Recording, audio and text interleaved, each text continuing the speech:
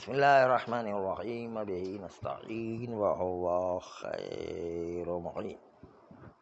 آغا شیخ صدوق علیہ رحمٰن نے کل یہ کہا تھا کہ اگر شکاری کتا ہے تو وہ پاک ہے، اور اگر گیلا منہ لگا کر آپ کے کپڑے کو گیلا تھوک لگ جائے تو بھی پاک کرنے کی ضرورت نہیں ہے، کیونکہ شکاری کتا ہے، شکاری کتا پاک ہو۔ صرف یہ کہ تھوڑا سا پانی چھڑک دیں کوئی بات نہیں، دھونے اور پاک کرنے کی ضرورت نہیں۔ یہ شیخ صدوق نے کل فرمایا تھا۔ تدفعہ النصوص المتقدمہ، اور شیخ صدوق کے اس نظریے کو نصوص متقدمہ رد کرتا ہے، دور کرتا ہے۔ نصوص متقدمہ جس کا ظہور یہ ہے کہ کتا نجس ہے علی وجہ الاطلاق، یعنی مطلقاً کتا نجس ہے، چاہے شکاری کتا ہو چاہے غیر شکاری کتا ہو، چاہے سلوقی کتا ہو چاہے غیر سلوقی کتا ہو۔ سلوک آپ مقاصد میں پڑھ چکے کہ گاؤں کا نام تھا جہاں پر شکاری کتا ہی رہا کرتے تھے، وہ مقاصد میں ایک بحث گزر چکی ہے کہ سلوکی کتا جو ہے کہا گیا وہ شکاری کتوں کا ایک گڑھ تھا، سلوک نام کا ایک شہر کہ جہاں پر کتے تربیت شدہ اور شکاری ہوا کرتے تھے، چاہے سلوکی کتا ہو چاہے غیر سلوکی کتا ہو، چاہے ریوڑ کا کتا ہو چاہے گھر کی حفاظت والا کتا ہو، چاہے وہ کھیتوں کی حفاظت والا کتا ہو، کوئی بھی کتا ہو۔ جتنے بھی 4 کتے جو معاف کیے گئے ہیں اس کو رکھنے کی اجازت ہے، آوارہ کتے کو رکھنے کی اجازت نہیں، ان 4 کتوں کو تو رکھنے کی اجازت ہے۔ ان کے اندر بھی کوئی بھی کتا ہو، چاہے شکاری کتا ہے چاہے گھر کی حفاظت والا کتا ہے چاہے کھیتوں اور جو ہے وہ ریوڑ کی حفاظت والا کتا ہے، لیکن پھر بھی رکھنے کی اجازت ہونا الگ مسئلہ ہے، پاک ہونا الگ مسئلہ ہے، تو الگ مسئلے ایک دوسرے سے مخلوط نہ ہو جائے۔ روایات کا ظہور یہ ہے کہ کتے مطلقاً نجس ہے، چاہے رکھنے کی اجازت ہو 4 کتوں کو چاہے رکھنے کی اجازت نہ ہو، جیسے آوارہ کتا تھے۔ تو ان روایات متقدمہ میں کتے کو منع کیا گیا تھا۔ اس کے علاوہ حسن محمد ابن مسلم ایک روایت اور ہے، وہ ملاحظہ فرمائیں۔ قال سألت ابا عبداللہ علیہ السلام، محمد ابن مسلم امام صادق علیہ السلام سے سوال کرتے ہیں، عن الکلب السلوقی، سلوک ایک گاؤں تھا جہاں پر شکاری کتے ہوا کرتے تھے، زیادہ تر شکاری کتے ہوتے تھے وہاں پر، یعنی وہاں پورا رواج ہی تھا شکاری کتوں کو تربیت دی جاتی تھی، پورا علاقہ ہی شکاری کتوں کا تھا۔ قال، تو امام علیہ السلام نے فرمایا، اذا مسستہ فاغسل یدک، جب تم اس سلوقی کتے کو چھوتے ہو جو شکاری ہوا کرتا ہے اس کے باوجود تم اپنے ہاتھ دھو لو۔ اس کا مطلب نجسے تبھی تو دھونے کا حکم دیا ہے۔ بس پتہ چلتا ہے کہ یہ حدیث بتا رہی، اس کا ظہور بتا رہا ہے کہ کتا نجس ہے، چاہے شکاری سلوقی ہی کیوں نہ ہو۔ اس لیے کہ وہاں ایک بحث آئی تھی مقاصد میں کہ سلوکی کے علاوہ شکاری کتے جو ہے وہ رکھنے کی اجازت ہے یا نہیں۔ سلوکی کے تو رکھنے کی قطعاً اجازت تھی یا نہیں، لیکن سلوکی کے علاوہ غیر سلوکی شکاری کتے کو رکھنے کی شریعت میں اجازت دی گئی نہیں، وہاں ایک بحث تھی۔ تو اگر ہم سلوکی کتے کو نجس مانتے ہیں تو غیر سلوکی کو تو بطریقہ اولا نجس مانیں گے، کیونکہ وہ رکھنے کی قطعاً اجازت تھی، جس کے رکھنے کی قطعاً اجازت تھی وہ بھی نجس ہے، تو جس کے رکھنے میں تھوڑا شک ہے اس کو تو بطریقہ اولا نجس مانا جائے گا۔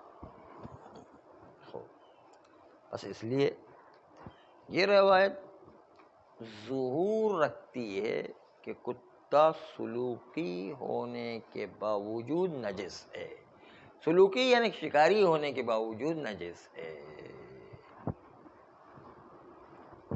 اس لیے تمام وجہ کتے مطلقاً نجس ہے. یہ بات ہو گئی کتے میں. اما خنزیر،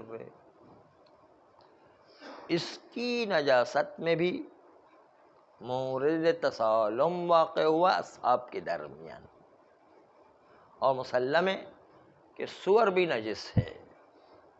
اور اس پر بھی صحیح ہے علی ابن جعفر عن اخیہ موسیٰ علیہ السلام، حضرت امام موسیٰ کاظم علیہ السلام کی روایت ہے. قال، علی ابن جعفر فرماتے ہیں کہ سألتہ عن الرجل، یعنی امام موسیٰ کاظم علیہ السلام سے سوال کیا ایک مرد کے بارے میں، یصیب ثوبہ خنزیرون، اس کے کپڑے پر وہ خنزیر کا کچھ گیلا لگ گیا. فلم یغسلہ، اس نے کپڑے کو دھویا نہیں. فذکر وهو فی صلاتہ، وہ جب نماز کے لیے کھڑا ہوا تو بھول گیا تھا کہ سور کا تھوک میرے کپڑے پر لگا ہوا ہے. نماز کے دوران اس کو یاد آ گیا اچانک سے کہ ارے میں نے تو کپڑا پاک نہیں کیا، نماز میں کھڑا ہو گیا انہیں. کیف یصنع بہ، تو اب وہ نماز پڑھتے وقت کیا کرے کہ جب کہ سور والا کپڑا ہے. قال، تو امام علیہ السلام نے کہا ان کان دخل فی صلاتہ فلیمض، اگر نماز میں داخل ہو چکا ہے تو جتنا گزر گیا ہے گزر جانے دو. اگر نماز میں داخل ہو چکا ہے تو کوئی بات نہیں، چلے گا.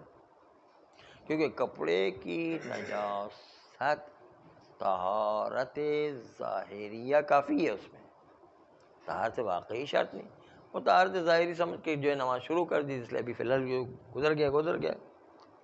وَإِن دَخَلَ فِي صَلَاتِهِ، تو فَلْيَمْضِ، اگر نماز میں داخل ہو تو اپنا جیسے چل رہا ہے چلنے دیں.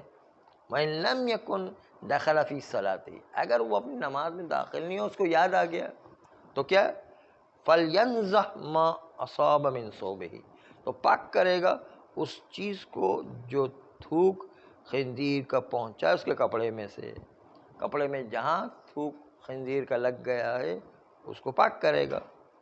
الا ان یکون فیہ اثر فیغسلہ، مگر یہ کہ اس کے اندر اس سور کے کچھ اثرات رہ گئے ہوں تو اس وقت پوری طریقے سے پاک کرے گا، یعنی اس اثرات کو بھی دھو کر کے اس کو صاف کرے گا. قال وسألته عن خنزیر یشرب من اناء، میں نے پھر سوال کیا اس سور کے بارے میں کہ جو کسی برتن میں پانی پیتا ہے. کیف یصنع بہ، اس برتن کو کیا کیا جائے گا.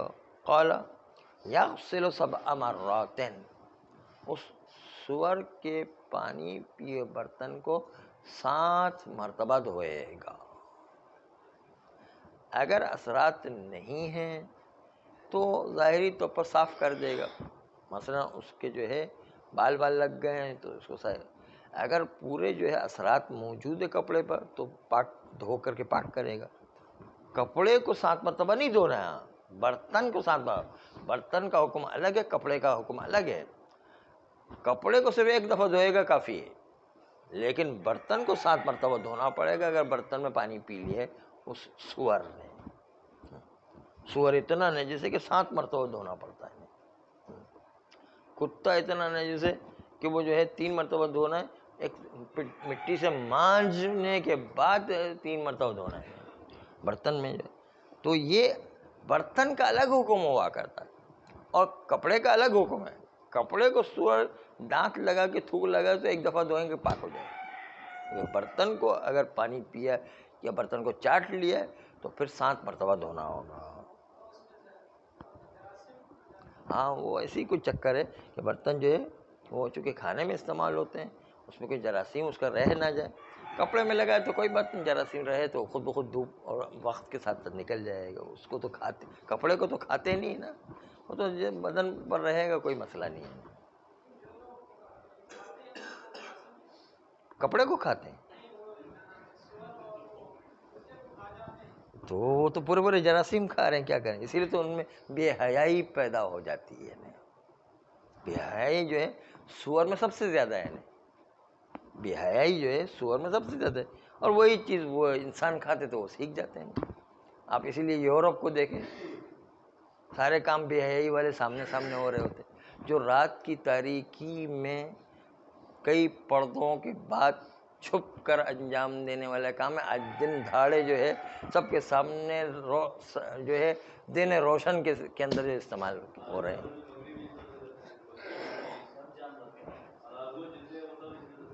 حلال گوشت وہ جانور ہے نا, ہم جانور نہیں ہیں. وہ آپ کو پریکٹس کروانے کے لیے نا.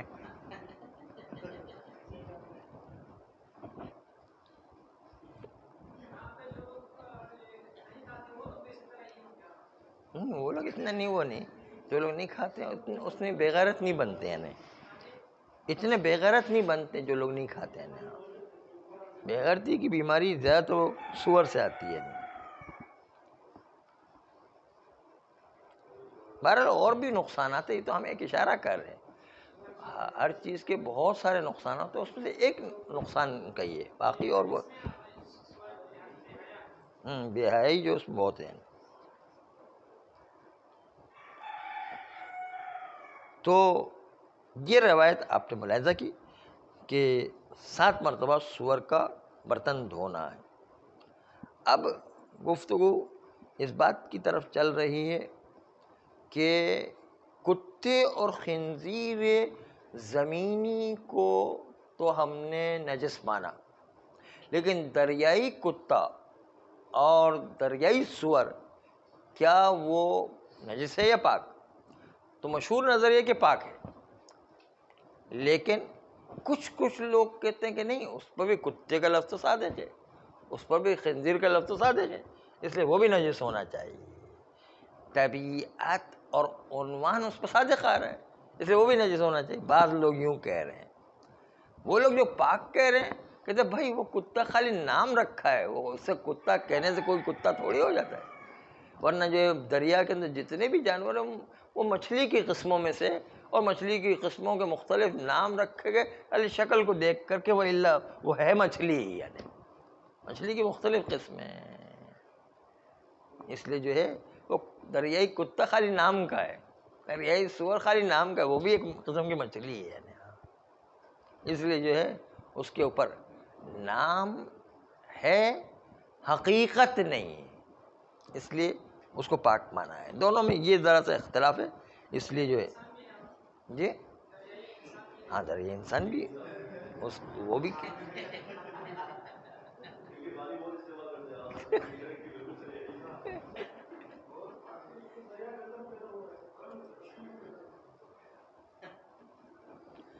دریائی انسان جو ہے اس کا تذکرہ کیا اسی کتاب میں, دریائی انسان کا بھی تذکرہ آیا ہے.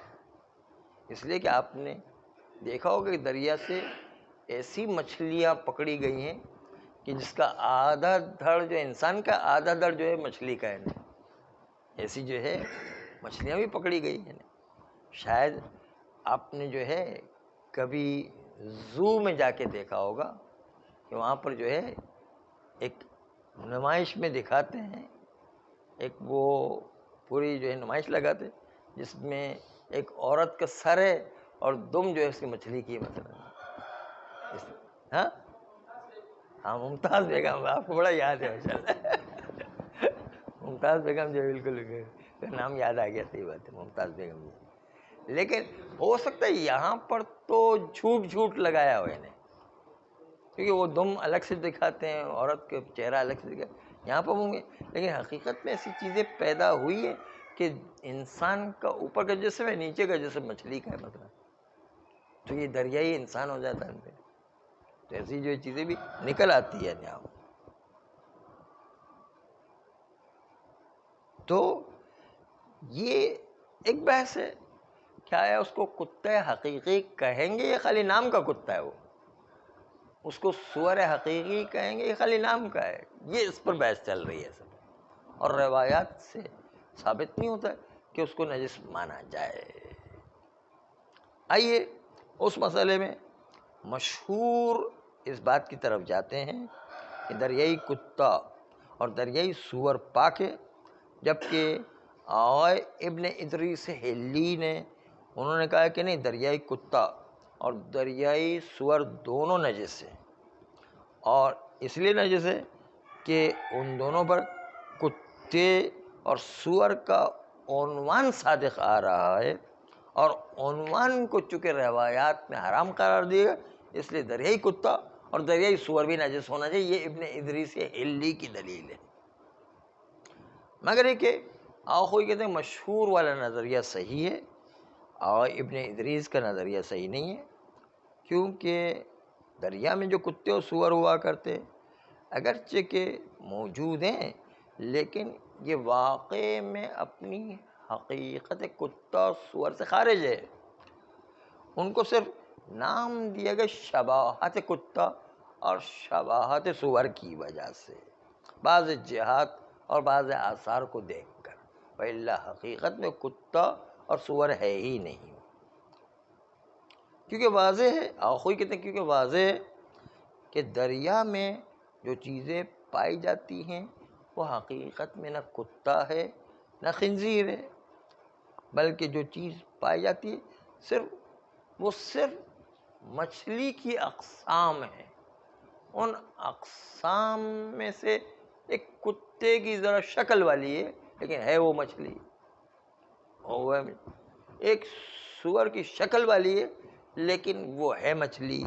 بس آخوئی کہتے ہیں کہ جتنی بھی دریا میں چیزیں وہ مچھلی کی قسمیں ہیں، یعنی مچھلی کی قسموں، حتیٰ یہ کہ مگرمچھ وہ بھی مچھلی کی ایک قسم ہے کہ جو دریائی شیر کہلاتا ہے، کیونکہ دریا میں سب سے بہادر وہ مگرمچھ ہوا کرتا ہے، اس لیے وہ بھی ایک مچھلی کی قسم ہے، لیکن وہ ذرا شیر کی طرح بہادر ہے، اس لیے جو ہے اس کو دریائی شیر کہتے ہیں مگرمچھ کو۔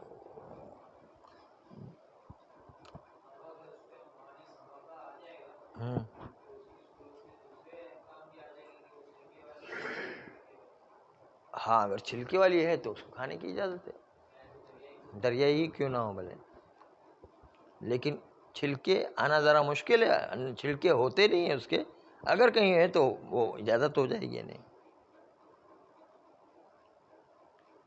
کہتے ہیں صرف یہی نہیں، آخوئی یہ بھی کہتے ہیں کہ دریائی انسان کو بھی دیکھا گیا ہے، دریائی گائے کو بھی دیکھا گیا ہے، دریائی وہ دوسرے اور حیوانات کو بھی دیکھا گیا، خالی نام ان کا رکھا گیا، ان کا بدن اتنا ہی ہوا کرتا ہے جتنا کتے کا بدن ہوا کرتا ہے یا سور کا بدن ہوا کرتا ہے یا گائے کا بدن ہوا کرتا ہے یا انسان کا بدن ہوتا ہے، اس لیے شباہت جسمی بھی ہے اور شکل بھی وہی ہوا کرتی ہے، اس لیے اس کا نام دریائی کتا، دریائی سور، دریائی گائے، دریائی انسان رکھ دیا جاتا ہے۔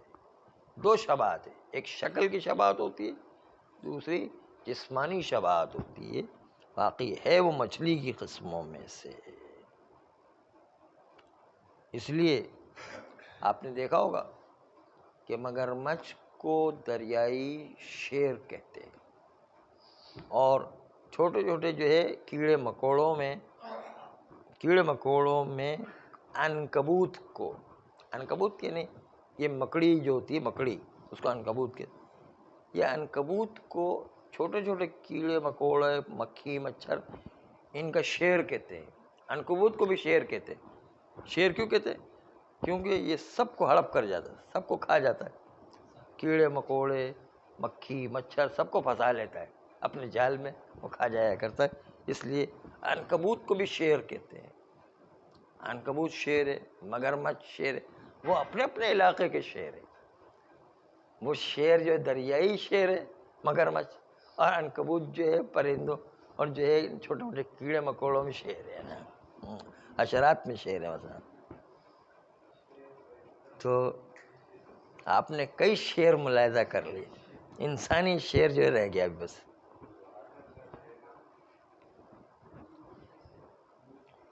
تو کہتے ہیں کہ یہ اس لیے یہ چونکہ حقیقت کتے اور سور کی ثابت نہیں ہے، اس لیے یہ جو ہے یہ اس کے طہارت میں کوئی شک نہیں ہے، اور یہ مچھلی کی قسموں میں سے ہے، کتے اور خنزیر کی حقیقت سے خارج ہے، صرف مجازاً ان کے اوپر کتے اور سور کا نام رکھا گیا ہے، اس لیے نام سے موجب نہیں بنتا ہے ان دونوں کو نجاست کا سبب قرار دے. یہ تھا سبب کہ کیوں نجس نہیں مانا گیا ہے. صلی اللہ